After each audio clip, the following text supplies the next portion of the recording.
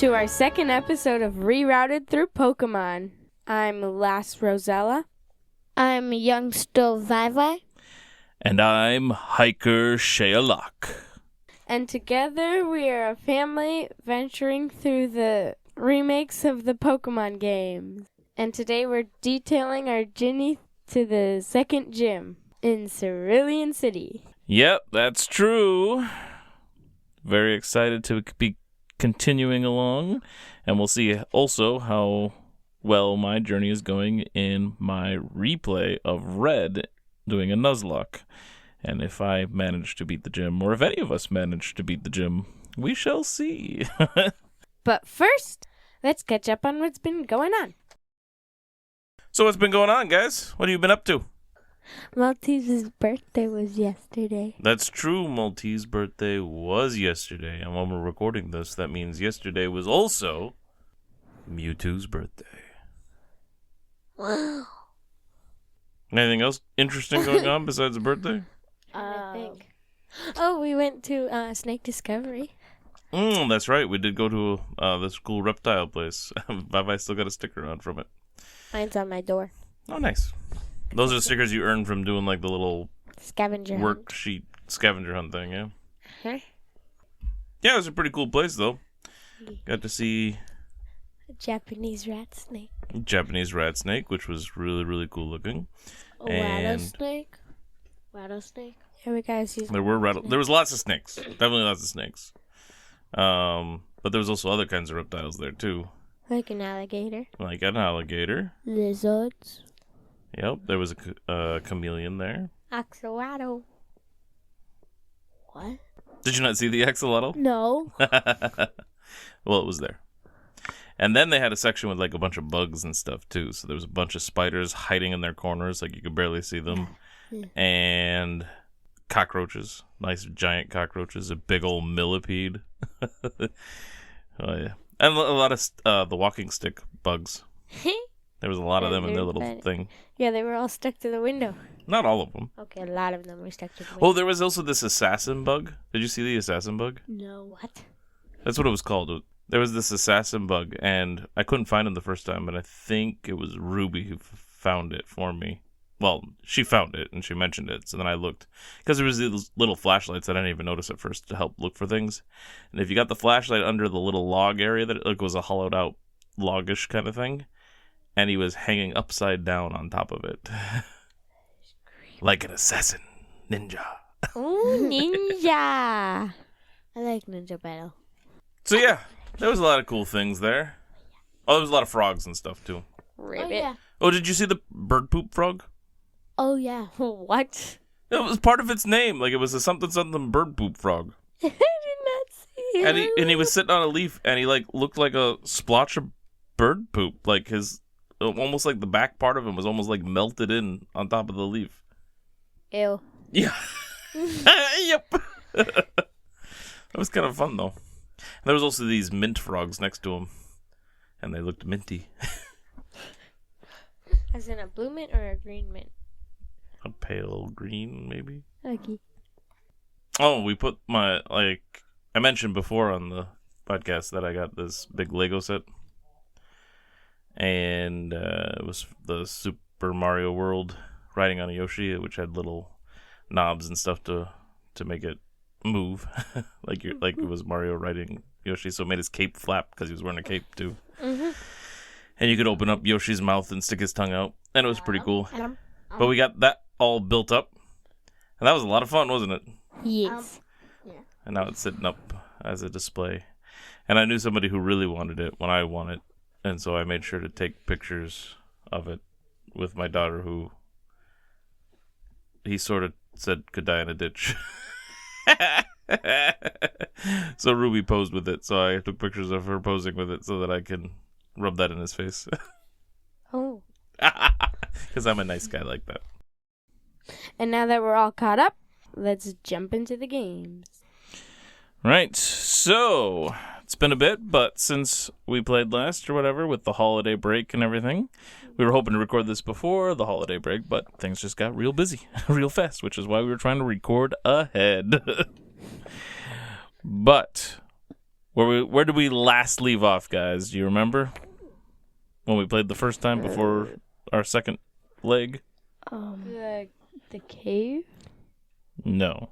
we were at the cave. No, we last left off with the last gym because we played till a gym. So the rock gym. Where we battled Brock in Pewter City. And we all won that pretty well. Yeah. Rosella had a little bit of little bit trouble with a sand shrew from one of the trainers, but otherwise everything went pretty good. Yeah. That was a piece of cake to me. Yes, it was. Same here, because I think I had Squirtle in my party. So, all right. So then, after Pewter City, that guy will finally let us pass out of town to the east, because he wouldn't let us before. He'd always just take us back to the gym. Remember? Yeah. You made us do it. The first time, but Rosella did it again. By accident. Yep. So, we head out onto Route 3. Yay. And there we battled some trainers along the way. And Vi-Vi managed to collect some Jigglypuff going through there, as well as some other Pokemon. Rosella, you had a tougher time finding Jigglypuff. I think you had to get it much later or something, didn't you? Yeah. Yeah. And we had a trainer or two that were obsessed with shorts. Why? They're like, hey, you should wear shorts, or I love wearing shorts. Or, if we're talking about the anime, obsessed with knickerbockers. You saw that episode, right? The knickerbocker one? I think I saw part of it, at least.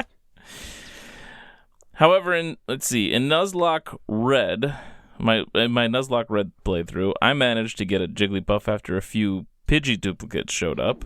So I was kind of lucky there because I already had Pidgey, so I didn't have to catch those. And so when Jigglypuff showed up, I could get it.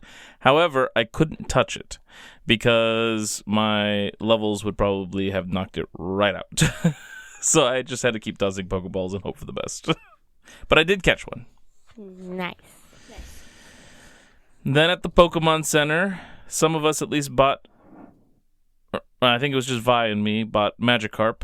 Yep. Yeah, I didn't buy Magikarp. Rosella's like, I ain't falling for that crap. I also bought one in Nuzlocke Red just to make sure that I have a duplicate, so when I fish later, I don't have to catch the Magikarp. That would be annoying. So that way I can hold out for something better. And then after that, what's right outside of that Pokemon Center? What do we have to go explore? The cave? Yeah, which is called? Moon? The cave? Moon? Mount Okay. Moon? Mount Moon. There we go. You guys got it. You worked your way to it. Yes, Mount Moon. And there we were able to catch like Paris and Geodude and Zubat. But the most annoying part was everywhere was the grass. Tall grass. Yeah, it was all like tall grass. Yeah. You could get attacked anywhere. That's right. Yeah. And there's going to be more like that throughout this game and other games. So learn to suck it up. And you wouldn't let me buy repels. I don't think I didn't let you. You didn't. I asked if I could buy repels, and you're like, no, it's a waste of money. It is a waste of money. No. Nope. It's good for leveling, fighting all these Pokemon. Because, as we later learned, we needed some leveling, didn't we? Maybe. Okay. All right. So, and then in my Nuzlocke journey, the first Pokemon I ran to was a Zubat, so that's what I caught. But also, we met a few different kind of trainers down there, but we also met our first members of Team Rocket. Team Rocket. That's right. They were just basically Pokemon trainers. Basically. So, how did you guys feel besides the fact that you could be attacked everywhere? What'd you think of Mount Moon? Well, I like exploring a lot. Do you? Yeah. Okay. So was it fun trying to find all the different areas? Got confusing at some point. I'm sure it did. Well, we got to fight a lot of Pokemon and level up. Yeah, that's good. You like that? Yeah. Okay. And I had Bubba with me. I'm pretty sure. Which helped with, like, Geodudes, for sure. Yeah. And Sandshrew. Sandshrew wasn't in here. The only Pokemon inside this place that were weak to your Squirtle were Geodudes. Ah. Paris was weak to fire attacks. And Zubat would have been weak to any psychic attacks if we had any, which I don't think we did, and electric attacks and rock attacks. I thought you... Wait. Never mind. Okay. So anyway, yeah, we did explore everywhere. We made sure to go down all the ladders to get all the stuffs. And once we get to the proper ladder to the floor we need, we fight more rocket grunts, and then it is a battle against a super nerd who found a couple of fossils.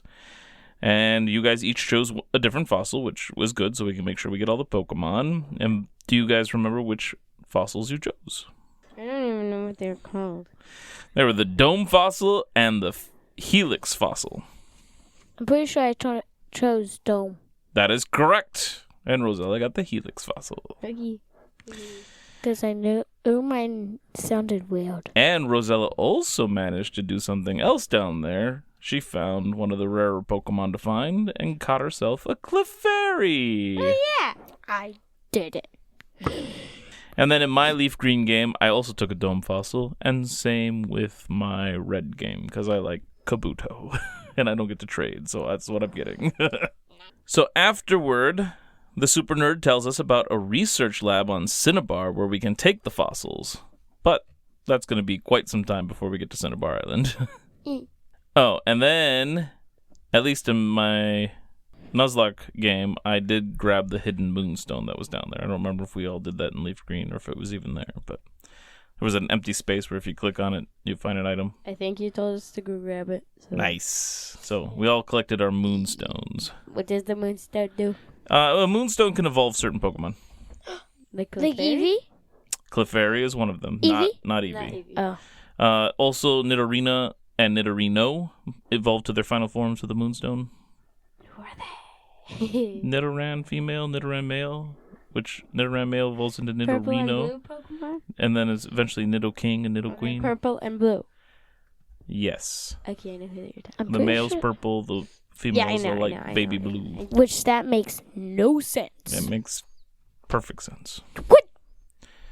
Hey, purple's a royal color, so Nidoking, I mean, they're both royalty names, but Nidoking, But the that's king's fine. normally more in charge. Exactly, it usually has purple. And baby blue, or blue, used to be a girl color anyway, so. It's pretty. Man, in fact, I think Ruby's favorite color is kind of a light blue these days anyway. Used to be purple, but... Yeah, definitely. Mine's purple. Yeah, I know. Purple's a good color. Your headphones are purple. So then after getting through Mount Moon, we find ourselves out on Route 4, and we get a special TM from a couple of, like, fighting guys or whatever up there. Oh, yeah, like the kick and the punch. Yeah. We got both of them. Oh, yeah, we collected both of them. Yeah, we did. I even taught one of my Jigglypuff one of them or something. So it could do something besides just sing. Then we also found some grass, which, depending on which game we were playing, we would find some different Pokemon there. Sandshrew or Ekans. Oh, yeah. I'm pretty sure I got Ekans. Yeah. I got Sandshrew. And so then in Nuzlocke Red, I grabbed a secret Pokeball, which is where the fighting guys were in Leaf Green, Fire Red. In the original games, there was just like a secret item there that if you click on it in the right spot, just like the Moonstone. I forget what the item is, but I picked that up. And then I did manage to catch myself an Ekans in the grass, thanks to Jigglypuff's singing, putting it to sleep. So then we hit Cerulean City, we patch up our Pokemon, all that stuff, and then we head north to cross Nugget Bridge. But before we can get there, we have a certain confrontation. It's our rival. That's right, our rival. We encounter a rival, which means that Rosella and Vi-Vi have another battle ahead of them towards the end of this episode. So you can all look forward to that. Yeah. Rosella's very excited. I forgot what I named my rival. Oh, wait, no, I know. What is it? It's like Flame or something. Mine is Vi-Vi, and my Yep. name is Flame. No, you named it Phoenix. I'm pretty sure I changed it. Well, we'll have to look at it next time you encounter your rival. All right. So then, fighting him was not easy. Wait, was it? No, it wasn't. That darn Pidgeotto that it started off with, I struggled with. And even with my Pikachu, I still struggled because it was like 5 levels under, and you lost a couple times, or at least once, yeah, and had to you do it did. again. I did? You did. I did? Yep. I don't remember that. I Well, don't remember that. I made sure to make a note of it because it happened. And then in my Nuzlocke run on Pokemon Red, I went up against my rival, of course. And this is where I lost my first Pokemon. Pidgey is gone. I no longer have a Pidgey. You can go back and get No, I another. can't get another one. That's part of the rules. Wait. No more Pidgey for me. So, my first Pokemon has died. Died? Yep, died. That's the rules for Nuzlocke. They're considered dead. I can no longer use them. So, a moment of silence. Okay. Well, I had to plow on, though. So, after that, we head across Nugget Bridge. And you know what? That one, okay. We just kept going back and healing when we needed to, and we defeated all the trainers, and earned a nugget, and then discovered that apparently this was all a recruitment test for Team Rocket. And the guy at the end's like, join us. No, join us. And then he fights us because we won't join. Yeah, it was easy. Yeah, he was pretty easy. Wait, could we choose? No, you couldn't choose. I wonder what would happen if we said yes. That would have been interesting. Then we battle a trainer in the grass that's just across the water from the bridge. Rosella ended up catching 2 Abra. Abracadabra. And we managed to collect our Bellsprout and Oddish there as well, depending on the game. And in red, in my Nuzlocke, I also caught an Oddish. That's what I first ran into. It was an Oddish. Wait, does that mean no Abra for you? Yeah, I couldn't catch an Abra there, because even if I run into one. No. Wait, why? Because the rules in the Nuzlocke, I'm only allowed to catch the first Pokemon in every route that I run into, unless it's a duplicate of one I've already had. Vi-Vi found an Abra eventually, and then he didn't know that like after like the first attack or whatever, it teleported away. Yeah. And so it disappeared. Yeah, But I caught one. Abra are Eventually. difficult to get. Yeah, you got that much later, I think. Mm-hmm. So then we battle our way through all the trainers on Route 25 because the bridge takes us to Route 24, and the next route is Route 25. There was so many. There were a lot of trainers up there. We also found a secret item in the remakes called an Oranberry, Oranberry. which I was kind of surprised about because there wasn't berries in the original game. And there was a couple sitting out on a date, and they talk about how it's a nice place for dates. And they mentioned something about Misty going there as well, I think. Which is interesting to me because that couple doesn't exist in Red, Blue, and Yellow. Like, there's nobody there talking about dates or anything and sitting there. However, in Gold, Silver, and Crystal, when you're back in Kanto, because you get to go back to Kanto in Gold, Silver, and Crystal, you go there, and Misty is there on a date with some boy who runs away as soon as we show up. Why does he run away? I don't know. Don't know at all. So it's kind of cool that they added the date thing in this game, since they obviously were connecting that with Misty's stuff. But this was just right outside of the sea cottage that we find at the end of the route. And inside the cottage, we find a Pokemon. And in the original games, it's kind of a generic sprite that sort of looks like a Nidoran or a Rhyhorn or something. Like, it's nondescript. But now, I thought it looked kind of like a Jigglypuff, but you guys seem to agree that it was a Clefairy. Yeah, and I'm pretty sure, like, in one of the episodes or something, the same guy's, like, stuck in a costume of the, like, bug Pokemon that's ancient. The Dome Fossil one, Kabuto. Ooh. Yeah, we'll be talking about that episode later. Anyway, as we were already kind of alluded to, this Pokemon is actually somebody that we have to help. He goes into his machine, we run the computer, and it splits him back from the Pokemon DNA, and he becomes human again, and this is Bill, the Pokemon fanatic.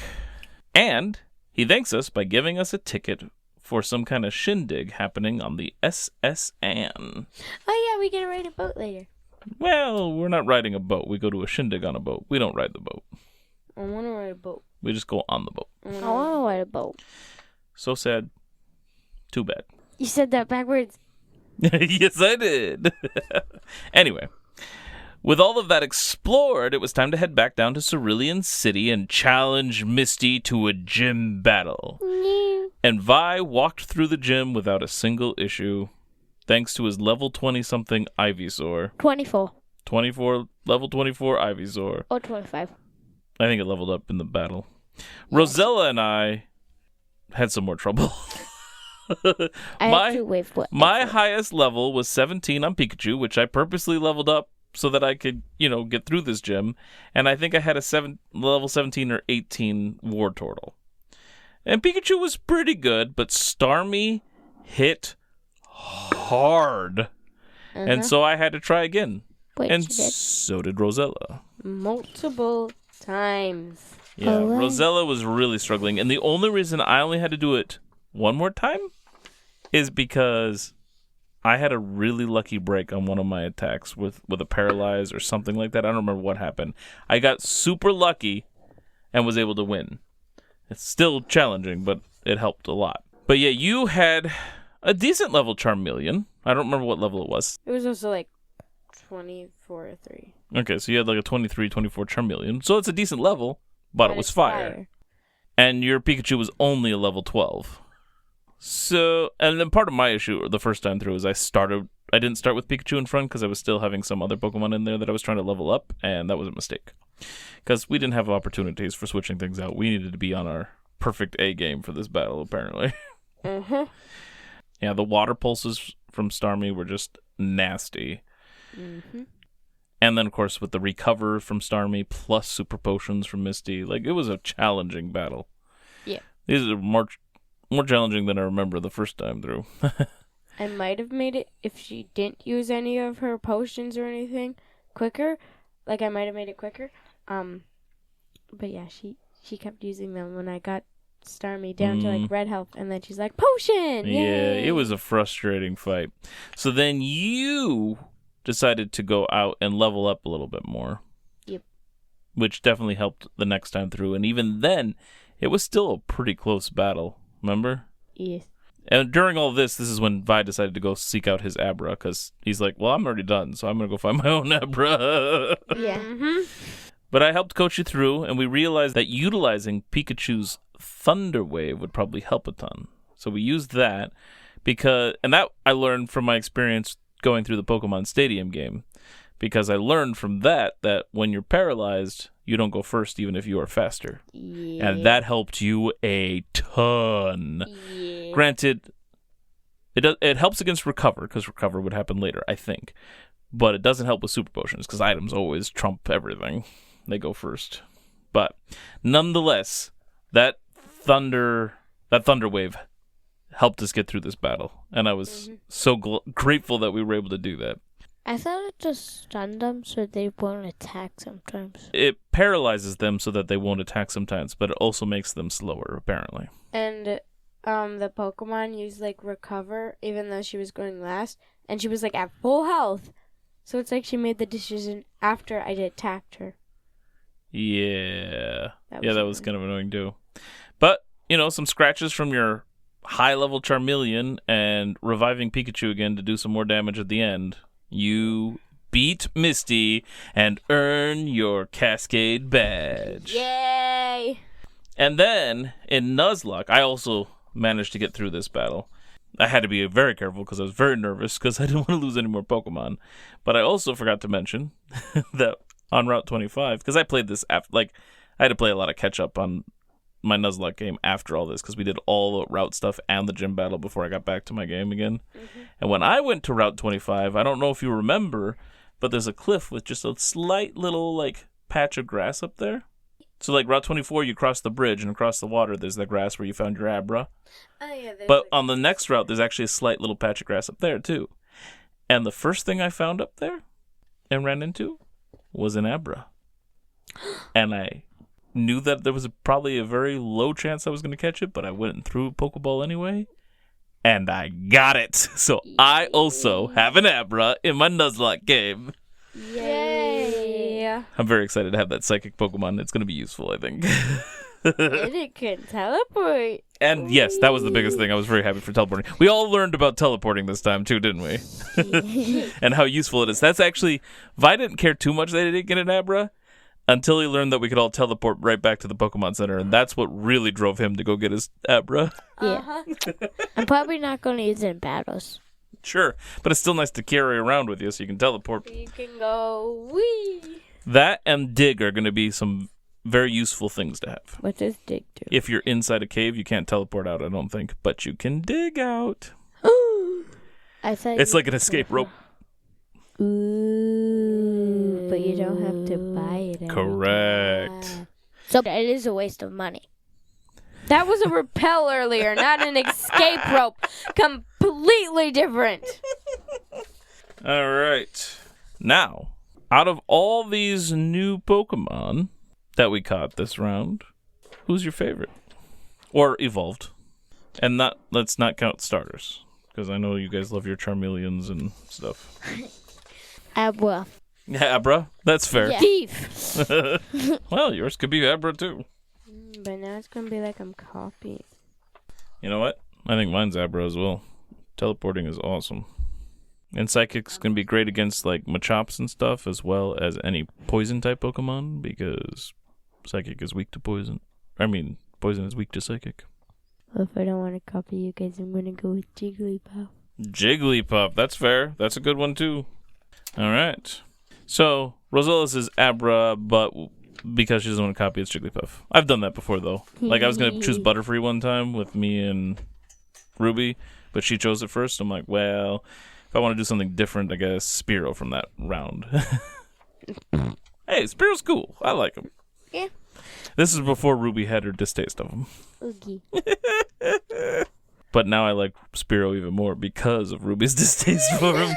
Just like she made me love Bellsprout so much just because she hated that one for a while. Wait. He looks weird, though. I think Bellsprout's cute. You named Spearow, Ruby. Yes, I did. Just to be a jerk. Well, now I think we should, speaking of Pokemon, go over our Pokedex entries. Who's that Pokemon? Vi-Vi, why don't you tell us how many Pokemon you've seen and how many you own? They'll be the same number for Rosella. I have seen 43. I own 30. Very good. Yup. All right, so then I will start with Ivysaur, number 2, Seed Pokemon.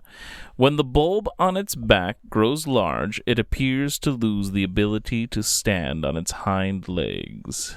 There is a plant bulb on its back. When it absorbs nutrients, the bulb is said to blossom into a large flower. Charmeleon, number 5, Flame Pokemon. It lashes about with its tail to knock down its foe. It then tears up the fallen opponent with its sharp claws. When it swings its burning tail, it elevates the air temperature to unbearably high levels. Wartortle, number 8, Turtle Pokemon. It often hides in water to stalk unwary prey.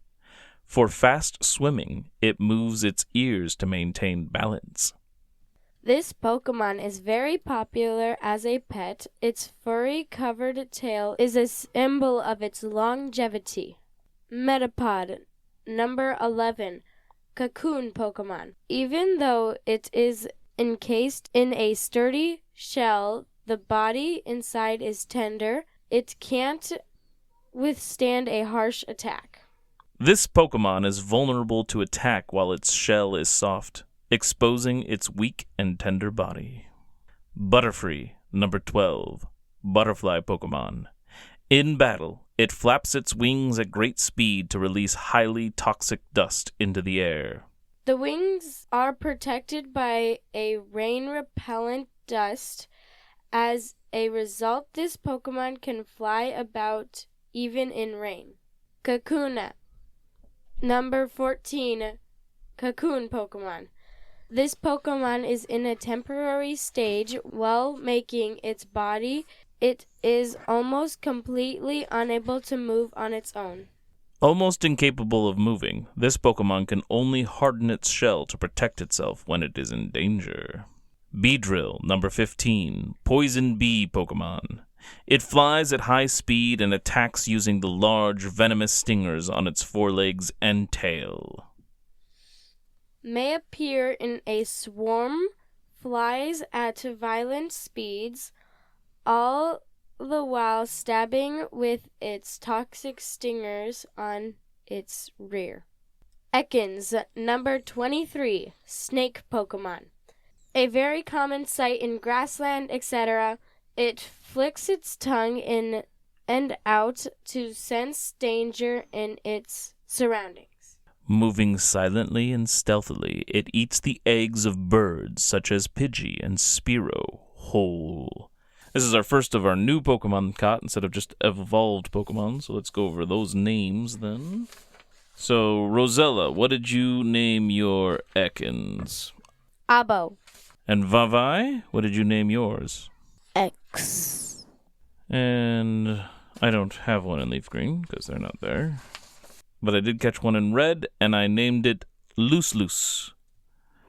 This is because Zuru Zuru is Slither, and so backwards it is Ruzu Ruzu, and Ruzu is Lose. And Ekans is backwards for snake, just like Abo for boa. And so I took the slither sound and turned it backwards, and so it's lose-lose. It's a very complicated name, but that's what I did. All right. Sandshrew, number 27, Mouse Pokemon. Burrows deep underground in arid locations far from water. It only emerges to hunt for prey. It burrows and lives underground. If threatened, it curls itself up into a ball for protection. So he blends in, maybe. And what did you name your Sandshrew, Rosella? Sando. Which is just sand. And Vi-Vi, what did you name yours? Go. And in leaf green, I named mine Sanders. Like Colonel Sanders. Colonel Sanders, he's the mascot for KFC.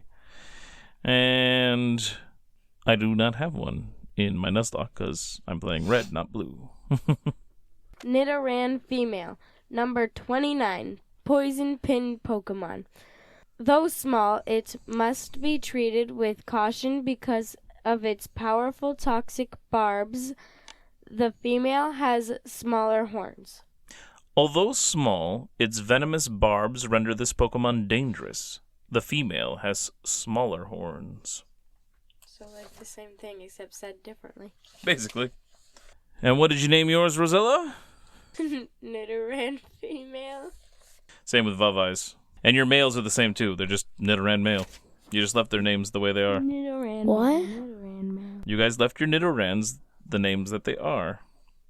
And I caught a female Nidoran in leaf green and I named it Twice. And I didn't catch any more Nidorans so far in red. I just have my male, who I already had.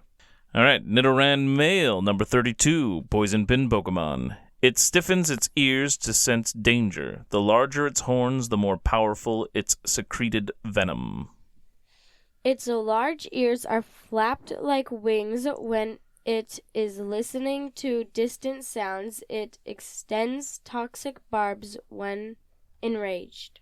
Next is Clefairy, number 35, Fairy Pokemon.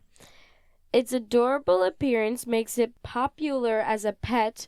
However, it is a rare and difficult to find. And what did you name it? Beep. It's Japanese name, of course. And Vi-Vi doesn't have one. And then in leaf green, on my playthrough, I named one Pixie. And I don't have one in my Nuzlocke. Jigglypuff, number 39, balloon Pokemon. When its huge eyes waver, it sings a mysteriously soothing melody that lulls its enemies to sleep. It captivates foes with its huge round eyes, then lulls them to sleep by singing a soothing melody. Did you guys just say the same thing? Similar. I named mine Purin. Which is like pudding. And Vi-Vi's is just Jigglypuff. And I don't have one in my leaf green game. But I did name one in red, and it's Putorin.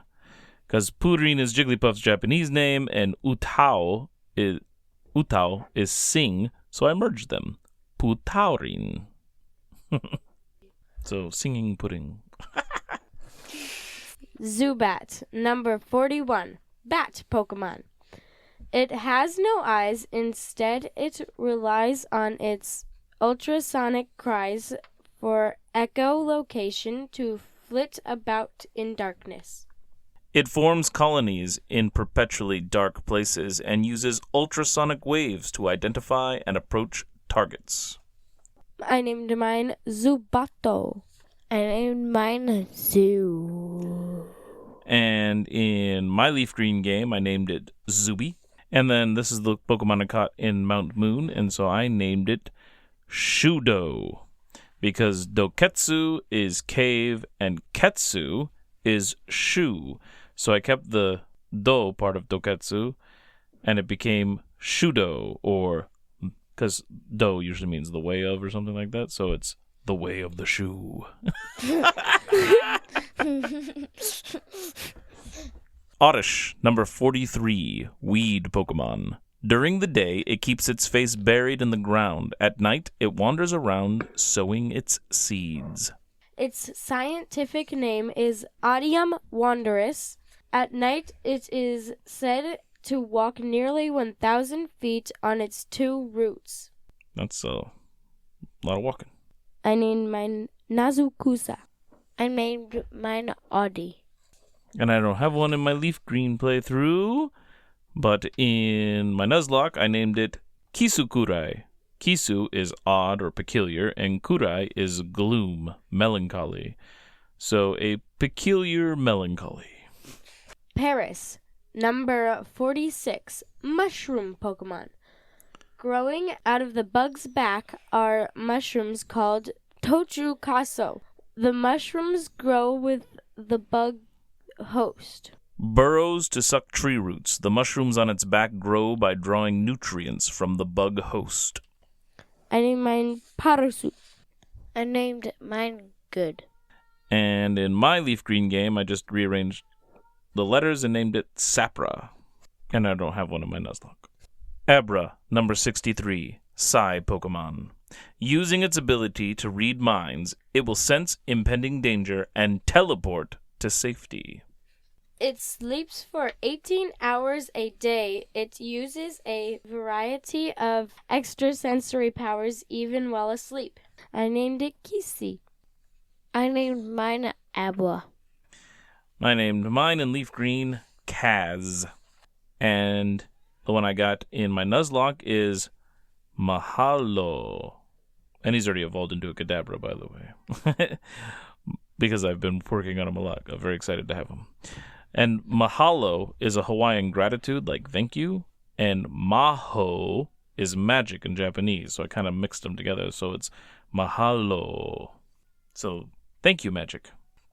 Bellsprout, number 69, flower Pokemon.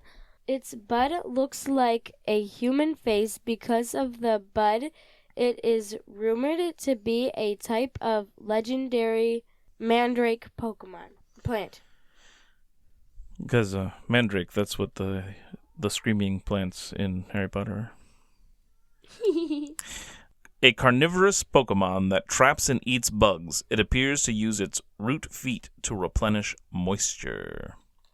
I named mine Midatsubom. And I think it's actually supposed to be like Madatsubomi or something like that, but there wasn't enough room to fit the whole Japanese name in there. Yeah. I named mine Great. And in my leaf green game, it is named Jingle. Jingle bells, jingle all the way. And I Oh, don't what fun. and I don't have one in my Nuzlocke. Oh, what fun. Shh. Geodude, number 74, rock Pokemon. Found in fields and mountains. Mistaking them for boulders, people often step or trip on them. Its round form makes it easy to pick up. Some people have used them to hurl at each other in a snowball fight. I named mine Ishitsubote. And I named mine Walk Smash. And I got a female one in my leaf green game, so I named it Dudette. And I do not have one in my Nuzlocke. Magikarp, number 129. Fish Pokemon. It is virtually worthless in terms of both power and speed. It is the most weak and pathetic Pokemon in the world. But I still love it. In the distant past, it was somewhat stronger than the horribly weak descendants that exist today. And Rosella doesn't have a Magikarp because she didn't buy one like Vi-Vi and I did. Oh, yeah. Repels are a waste of money, blah, blah, blah. I named mine Magikarp. I named mine Yara in leaf green. And in my Nuzlocke, I forgot to write that information down, apparently. I thought about one. I don't know what I named mine in that one. Stay tuned for the future, I guess. We'll have to talk about it later, maybe when I evolve it. So it's a bum. But that is our list of Pokemon that we evolved/caught this time through to the second gym. So now I think that means it's time to battle. Bum. What do we got?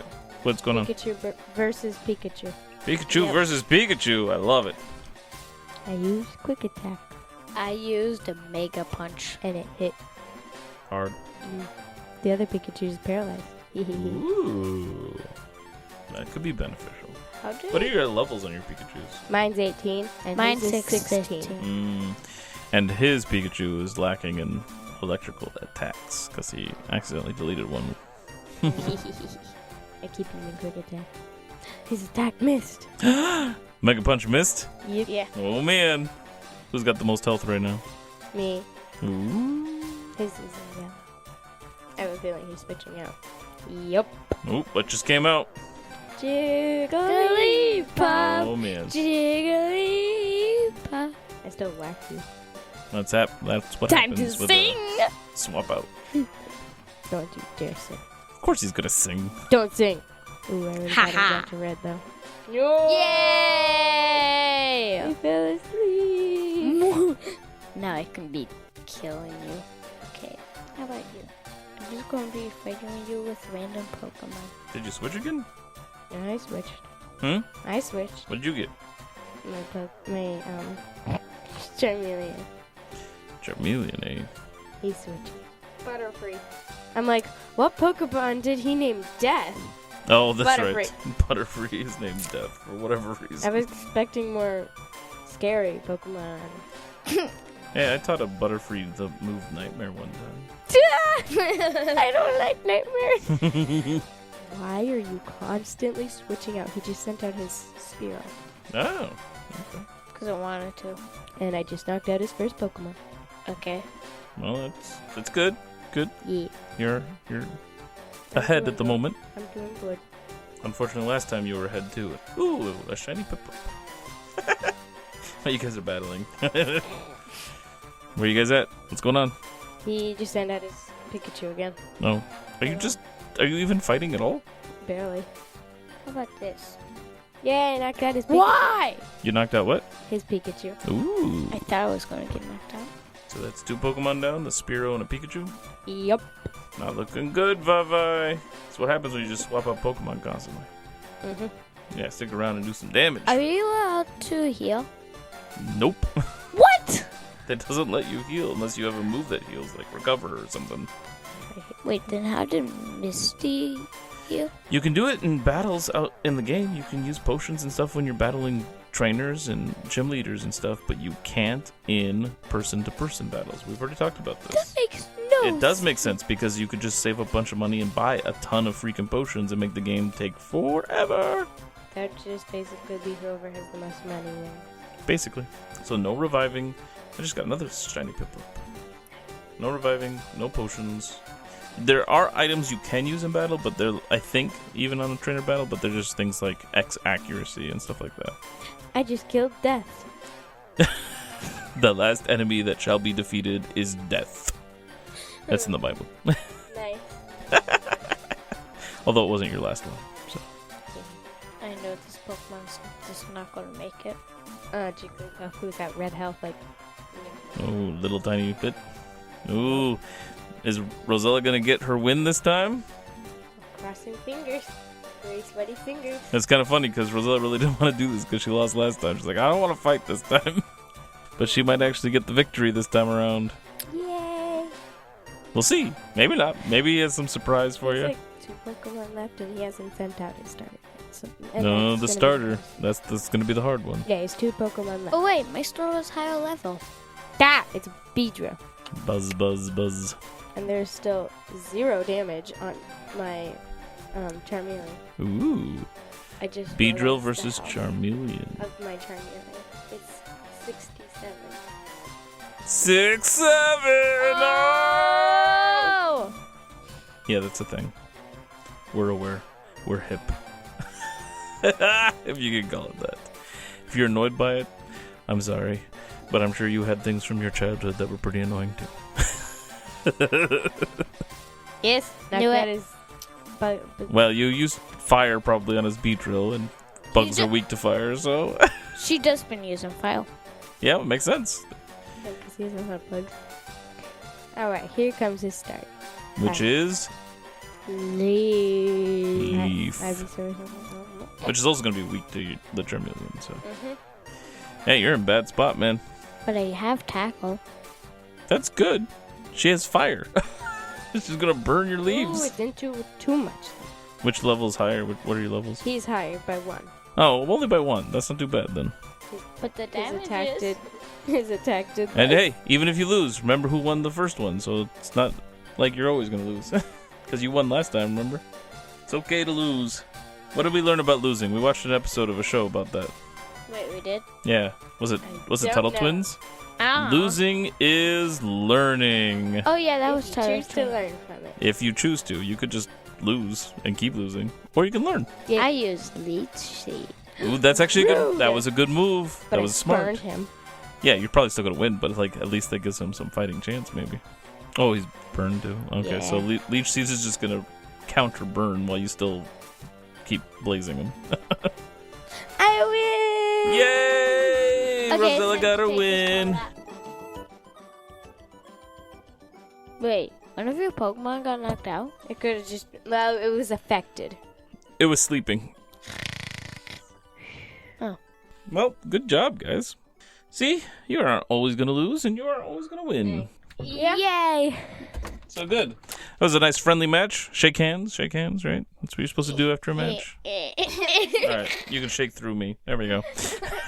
I was actually trying on like him. Yeah, I know. All right, so that is our journey to the second gym. That is our battle for the rivals, since you guys are the rivals in the game at the moment.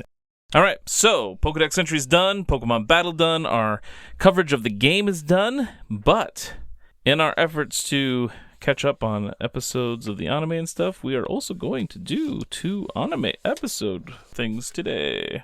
What? Yup. Which will also lead us to the second gym in the first season of the Pokemon anime. Starting with episode 6, Clefairy and the Moonstone, Pipi Tosuki no Ishi, or Pipi and the Moonstone. That's right, because Pipi is Clefairy's name, and Tsuki, I think, is moon, which is why Usagi Tsukino is named that. Because Usagi is rabbit, and I'm talking about Sailor Moon, in case you didn't know. Okay. Tsukino is her last name. And Suki of Tsukino is moon, so she's a moon rabbit. Because in Japan, they see the rabbit in the moon. Where we talk about the man in the moon, they see a rabbit in the moon. Horse in the moon. And Rosella sees a horse in the moon. She's it from looks like her own fantasy fairy world. It like sort of just like makes the head and then like part of the neck. It doesn't really make the whole body. Sure. But the idea of moon rabbits are a common thing in Japanese lore then, and some of the Pokemon in the game, like the Nidoran and stuff, have things that look kind of like that. And it's also why you'll see it in certain games like Mario Galaxy. Rabbits running around on these planets in the galaxy. Like it's a common thing. All right, so... For a second, I thought you were talking about Usagi Yojimbo. Sure. He's a rabbit samurai, hence the Usagi for his name. Yep. So starting out in this episode, we get a recap of the Pewter City gym battle. And then Ash and Co. are nearing Mount Moon.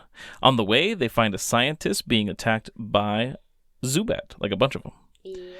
And the scientist, whose name is Seymour, is voiced by the same actor that does Meowth's voice.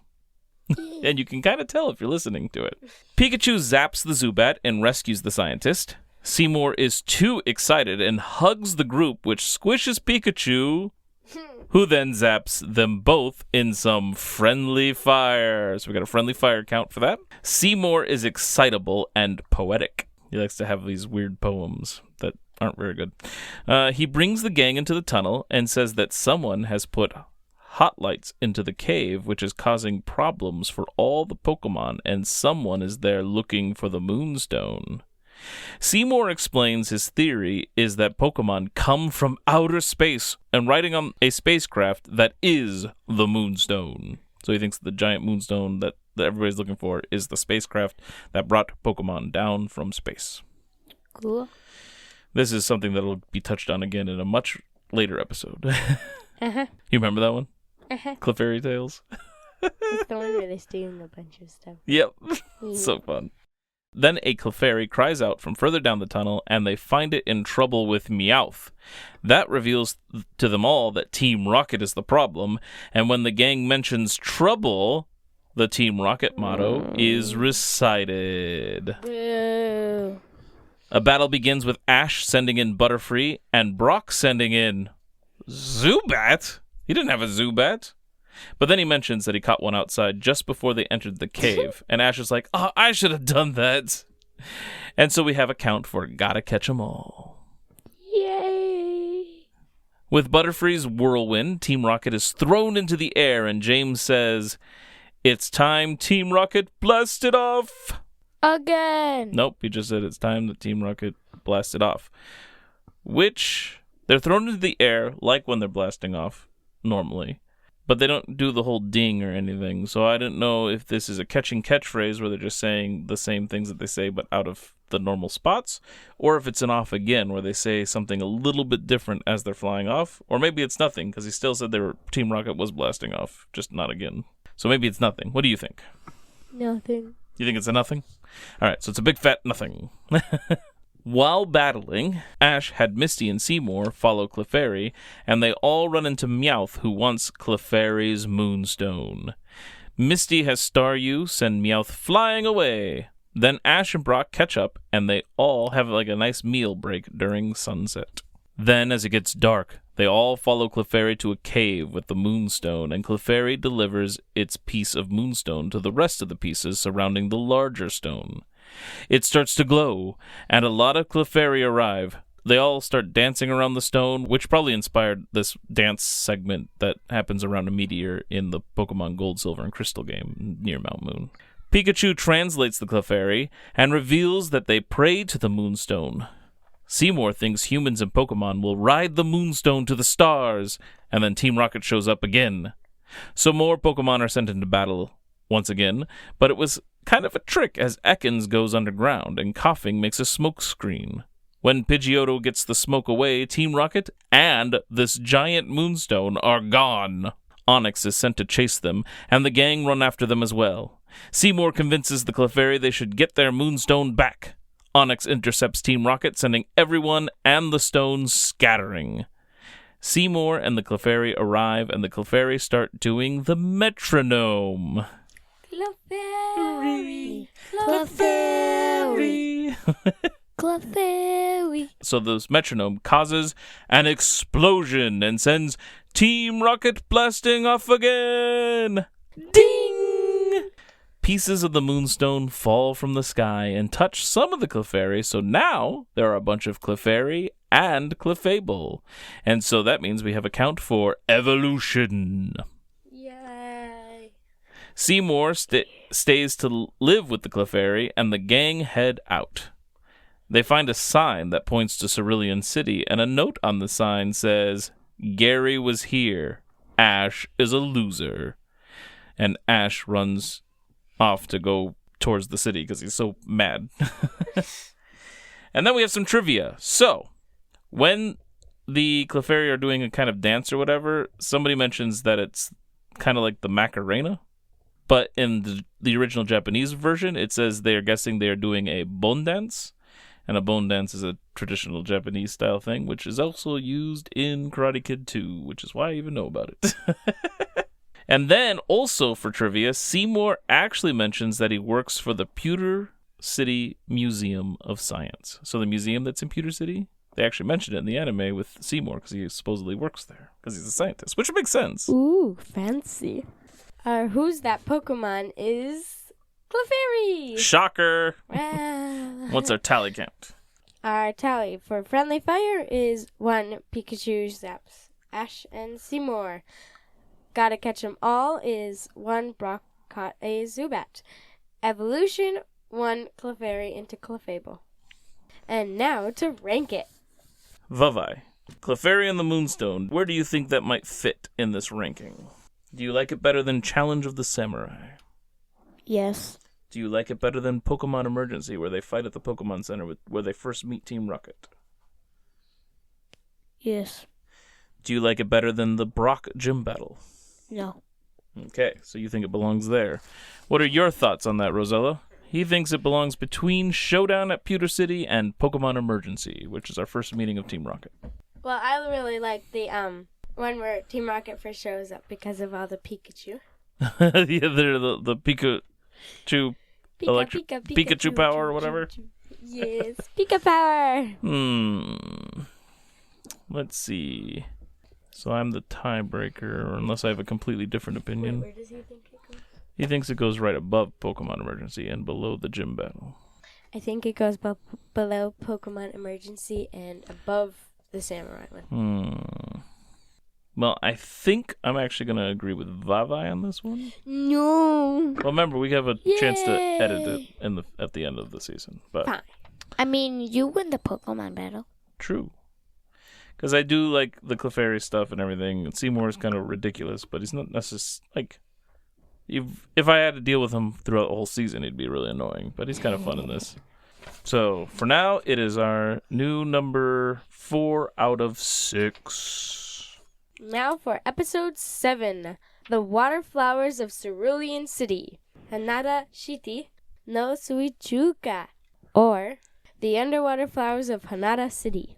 Well, that's kind of fun because the water flowers of Cerulean City and the underwater flowers of Hanada City is pretty much the exact same thing. Because Hanada City must be the Japanese name of Cerulean City. It's not often that the titles are matching. All right, so we get another recap of the last couple episodes, and then, as Ash and Co. get closer to Cerulean City, Misty is lagging behind. Apparently, Misty doesn't want to go to Cerulean City, and she tries to convince Ash not to go there, and maybe go to Vermillion instead. Then we cut to Team Rocket breaking into a place to steal something that will help them steal Pokemon, but we don't know what it is. In Cerulean, Ash realizes Misty isn't following them anymore, and then he and Brock find the police at the store that Team Rocket robbed from. Officer Jenny finds the gang suspicious, of course, but it's all cleared up pretty quickly. Ash finds out that the thieves stole a large vacuum and a hose. Then, Brock has some stuff to check out, and so Ash heads to Cerulean Gym all on his own. When he arrives, he sees the 3 sisters doing their synchronized swimming, performing for a large crowd, which confuses him. Down in the lower level, he meets up with the trio of sisters, and they think he wants an interview or autograph and won't give it to him. But then it is cleared up they are the gym trainers and he's there to battle. So he challenges the sisters, but they don't feel like battling anymore. They just got beat 3 times in a row by kids from Pallet Town. That means Gary and the 2 random trainers that we named, and I don't remember what their names are. Bob is one of them, I'm pretty sure. Wait, what? Because I wanted to go with Ruby Bob. and Rosella helped us name the 2 mysterious trainers from Pallet Town. What had to do with fire? That was Ruby. She came up with a good name that had to do with fire. I just wanted Bob. Rafe? Rafe. Yeah. Because it's fire rearranged. So like R-E-I-F. So, yes. So Gary, Rafe, and Bob. They've already beat the sisters. So they decide to offer Ash a badge without him having to do anything. Which is kind of lame. Misty barges in to stop that from happening. Turns out she is their younger sister, and she wasn't supposed to come back until she became a water Pokemon master. Misty decides to battle Ash since her sisters won't. Ash was going to use Pikachu, but Pikachu likes Misty and won't fight. The rules for the match are 2 versus 2, and so Ash only has Butterfree and Pidgeotto to use. He starts with Butterfree. Misty brings out Staryu. When Butterfree is knocked into the water, Ash brings out Pidgeotto, and Misty brings out Starmie. Before the battle can finish, Team Rocket arrives in a busted bot and skips the intro of their motto. Their tank thing is also a vacuum, and they start sucking up the pool and Pokemon like Seal and Pikachu. But then Pikachu zaps the water and fries Team Rocket, and they are sucked up into their hose and shot out into the air, blasting off again! Ding! With Team Rocket gone and the machine out of commission, the sisters give Ash his badge. His Pikachu saved the day, and he would have easily won against Misty if he got to use Pikachu at the beginning, is their excuse for it. Misty's bitter. Brock catches back up, and the trio are off again. Ding! Yay. What? It was a joke. Joke. Ding. Who's that Pokemon is Seal. Yay. Tally for busted bots is 1, the vacuum tank. And now to rank it. There we go. All right, Rosella, where do you think the Water Flowers of Cerulean City belongs in this current list? Let me see here. Well, like that first episode, I just like it all together. Yep. And then Ash catches a Pokemon is the one. Where Caterpie and Pikachu hang out on the stump. That's a big part of why we like love it. it. Okay. And then And we learned that Misty hates bugs. Showdown at Pewter City. That's the Brock gym. Yeah. But I like this one more than that one. You like this gym battle better than the first gym battle? Yeah. All right, yeah, we can put it right above Showdown at Pewter City then. Yay. All right, well, that makes the Water Flowers of Cerulean City our number 3 out of 7. And since we only have 7 episodes ranked, we'll go over them real quick. We have, at number 7, Challenge of the Samurai, Boo. Boo. which is on the bottom, mostly because of the samurai. Even though I really like samurai. Not that one. No, I like the idea of samurai. Yes. I like All right. samurais. Number 6 is Pokemon Emergency, our first introduction to Team Rocket. Our number 5 is Clefairy and the Moonstone. Clefairy. Our number 4 is Showdown at Pewter City. That's where they battle Brock, and we meet Brock's father. Number 3 is the Water Flowers of Cerulean City, which we just covered. Number 2 is still Ash catches a Pokemon, because Caterpie's great. Yeah. and Pikachu with Caterpie. And our number 1 is still the first episode, which is Pokemon I Choose You. Yes. Now it's time to capture a Pokemon. Which is the part of the show where we decide out of the anime episodes who stood out the most to us, which was the best featured Pokemon, or who was in it the most, or what our favorite Pokemon moment was, and which Pokemon that was with. So, think of which Pokemon you liked the best from those 2 episodes, and why, like what they did that was great, and then on the count it down from 3, we will all say our choice Okay? I know mine for the first one. No, out of both episodes total, which one Pokemon do you like? Oh, ready. Me too. Me 3. All right.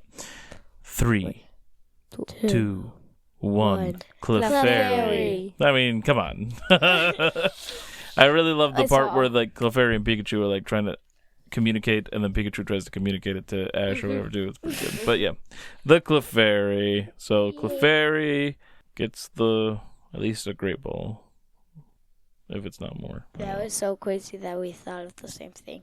Not too crazy out of those 2 episodes. All right. And the tallies that we got to add to the episodes, or to our counts this week from the episodes are: we gained our first busted bot. We gained a new evolution, putting us at 4. We gained a friendly fire, putting us at a total of 6 out of 7 episodes. And a Gotta Catch 'em All, which puts that at 6 out of 7 episodes. So out of 7 episodes, a new Pokemon was gained in every episode but 1. And I think that was must be the water one. Yep. Does that make sense? Oh, no. There's 2 episodes we didn't catch a Pokemon. What? The Brock one. But we got more than 1 Pokemon in 1 episode. Yeah. Still, that's pretty good that we're catching Pokemon. It's not going to be like that in the future. You're going to have long bouts of no catching Pokemon, which is silly for a show about catching Pokemon. Pokemon. Right? Ash seems to forget that mission statement. Yep. A lot. But with all that done, I think there's only one thing left. Pokemon cards? Pokemon cards? Pokemon cards! Pokemon cards! Let's do this. All right, so I recently was able to pick up a Elite Trainer box for Mega Evolution's Phantasmal Flames, so that's what we'll be opening this time. And I just opened the box, and my promo card is a Charcadet. Can I see? I want it. I love Charcadet. I want it. No, I want it. I like it. I like it more. I like it Daddy, more. I like it more than you. No. I like it more than both of you. Well, do you like the fiery evolution or the dark evolution more, Daddy? Oh, I like the Ceruledge.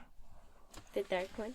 It's not dark type It's Pokemon. I think it's psychic. Yeah, I know. I have a Pokemon I card like of it. fire, but that's Yeah, Ceruledge is my favorite. Although Armor Rouge is cool looking. I have one. I have the dark. I have Ceruledge as well. Me too. I have both forms. I have Charcadet too. Me too? All right, we have, for these Mega Evolutions, we have a Mega Evolution of Charizard, we have Heracross, we have Lopunny, and we have Gengar. What does everybody prefer? I want a Charizard. I kind of like I do like Charizard. Well, Charizard's the one I have 3 of, so let's all just do Charizard. Ike. Okay. You pick first.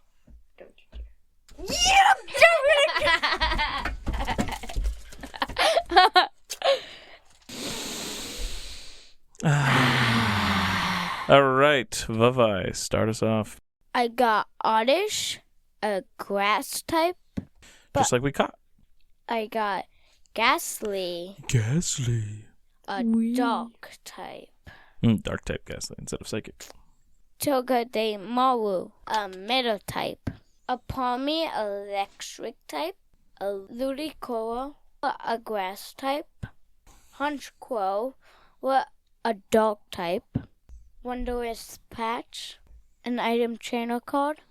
Another Honchkrow. Is this your first reverse holo, though? Yes.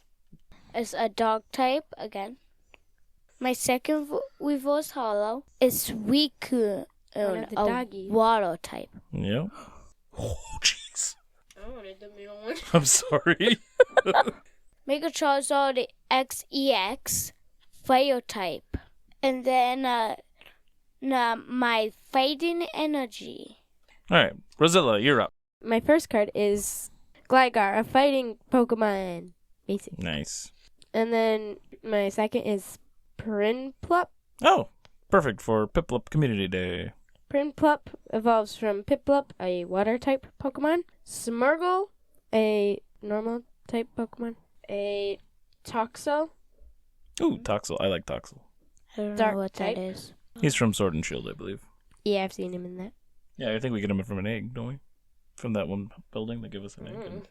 Paldean Tauros. Ooh, which typing is it? Fighting. Yeah, but what does it look like on the card? Is it like...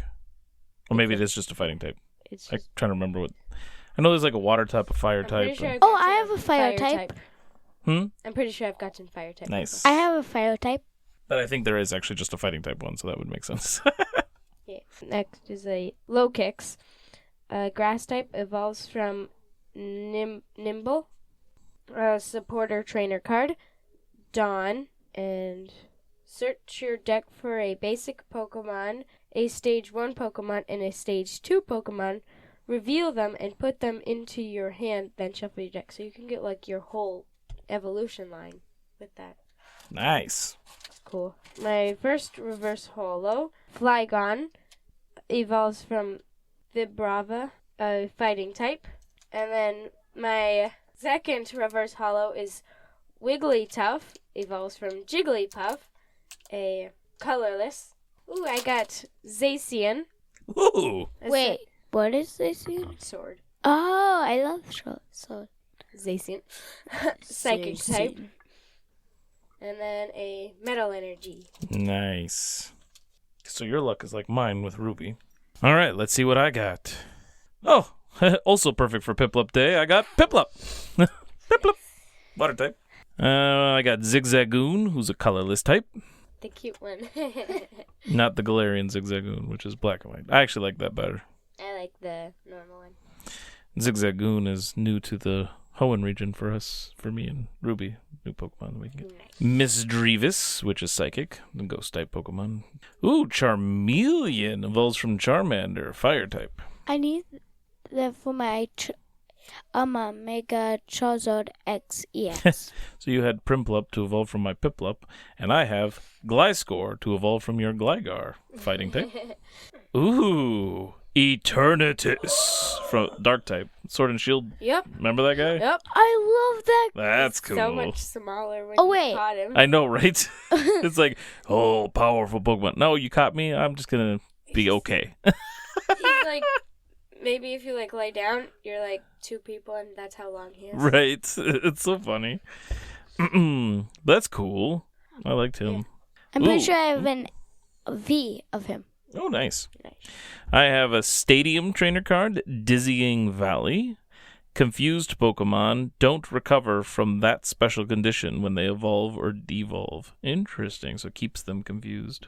Because usually when you evolve, you get rid of special conditions. Okay. Or switch out Pokemon. Yeah. Oh, I got a reverse hollow low kicks. Evolves from Nimble. The Grass same type. picture. What is Lokix? Oh. Rosella had one too. It's the same picture. Yep. Oh, I also got Primplup. Reverse hollow though. And my rare is... Oh, what? I've never had this for a rare. I got a Stadium Trainer card rare. But it's an illustration rare, I'm guessing. Like, it's because it's got more art on it. Can I see? It's the Battle Cage.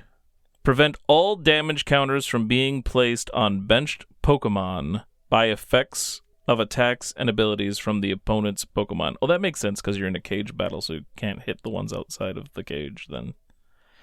It's just a cage match. It's just the two. It's kind of cool. Reminds me of the look from Detective Pikachu. Can I see? It does look like that, doesn't it? It's not as cool as like a Charizard XEX, but it's cool. It's cool. Nice. Does look cool. And then I got a Grass type energy card. That's it for our Pokemon cards, and that's it for our episode. So, routes through Pokemon and rerouted through Pokemon are Hunter Field Institute Productions. You can find us on Spotify, Amazon, Apple, and other podcasting platforms. We're also on YouTube at the Hunter Field Institute channel. Just look for the Routes Through Pokemon playlists, and wherever you find us, please like, subscribe, rate, review, and leave comments. You can also reach out to us through our email at hunterfieldmanor@gmail.com. And we also have a Facebook page, Routes Through Pokemon. So you can find our episode rankings, our tally counts, and our Who's That Pokemon segments there. And some of that will also be posted, among other things, on X at HunterfieldIns, and Instagram at kinetic_card.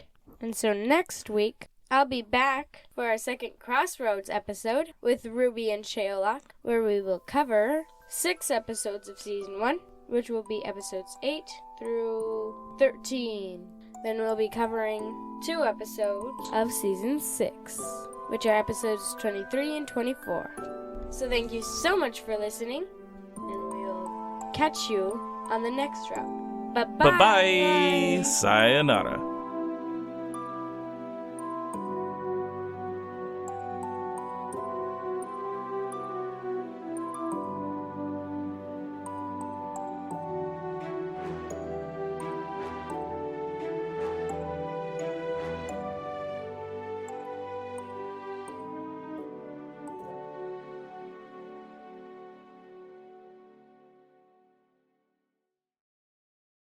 Part 66. Cottage Confirmation. Hanako stared at the glowing Pokeball in her hand for a moment and then released leafage. The boy had been right. The Bellsprout was transforming right before her eyes.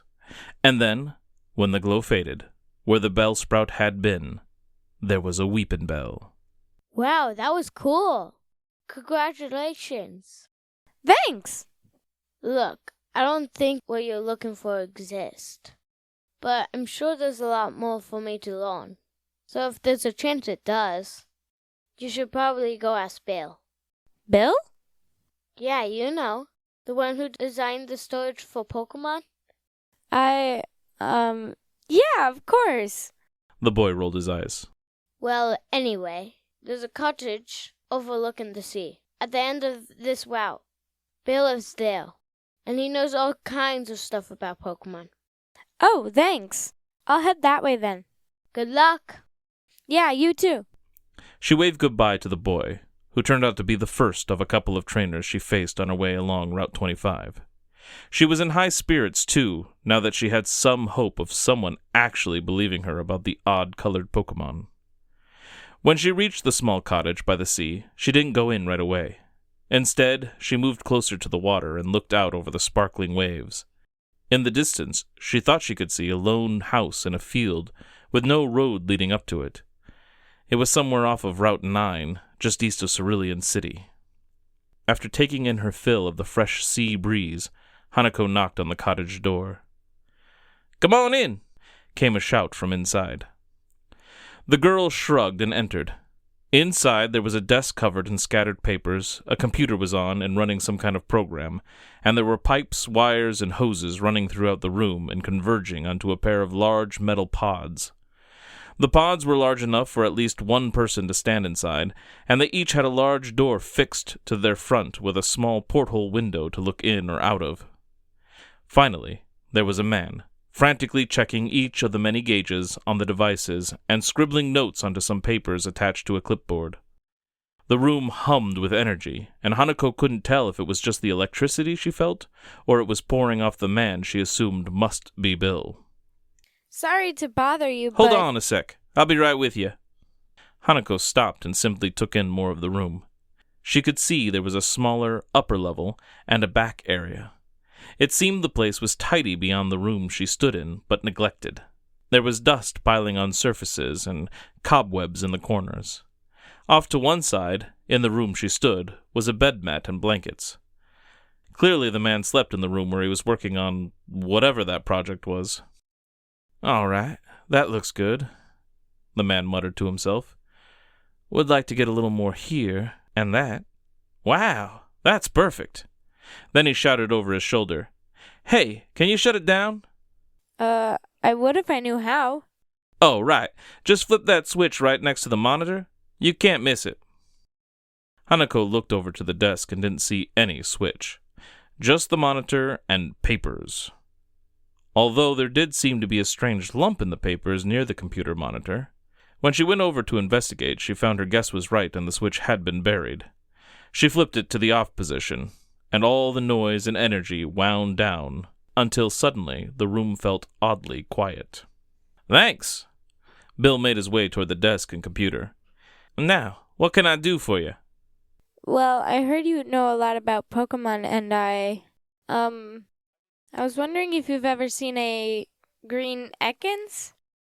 A green Ekans? Can't say that I have. Might have seen a green Sandshrew once, but not an Ekans. Wait, so you've seen Pokemon look green that aren't normally green? Well, like I said, I might have. Couldn't be too sure. Kinda looked like the grass around it, you know? Yeah, totally. You at least believe it's possible? Well, sure I do. I've talked to a few people that will swear up and down they've seen Pokemon that aren't their normal color. Even know a guy that claims to have caught sort of a greenish Rattata. Though you ask me, I think he died, that poor critter. So I'm not crazy. Well, I don't think I'm quite qualified to answer that. But there are definitely Pokemon out there that don't match most of the others of their kind. And they're always green? As far as I've heard, anyway. Thank you so much. That means a lot to me. Now, if I could just find that Ekans. My pleasure. And if you ever do catch one, I would love to see it, so bring it on by. Okay, I will. Oh, and there's a handy shortcut back to Cerulean if you just go a little south of the tree line. Thanks again. Hanako said as she left the cottage. She was more than thrilled to have it confirmed by a supposedly well-respected Pokemon researcher that she indeed saw what she saw. Taking Bill's tip about the shortcut turned out to be more beneficial than Hanako could have predicted. There was a section of land that crossed over the river like a bridge. It would have been difficult to climb up coming from Cerulean, but going towards Cerulean, it was easy. But it paralleled Nugget Bridge, which was what most people used to cross back and forth. Only nobody was using it at that moment because the bridge had collapsed. As Hanako went by, she spotted Trevor across the way on the side opposite from Cerulean City. He was busy talking to someone, but when she waved, he returned the gesture. Back in town, she made straight for the Pokemon Center to patch up her pals after all the battles on Route 25. Then she planned to get a little rest before taking on Misty at the Cerulean Gym. Heading upstairs, she was thinking about telling Violet what Bill said about the green Ekans. She wondered if the other girl would believe it after Bill said it was possible. Hanako imagined an argument Violet would come up with, and was just forming a rebuttal when the pink-haired girl found the door to their room ajar. Inside was a frightening sight. The room was a mess. The far window overlooking the gym was shattered, and there was blood on the floor. To be continued.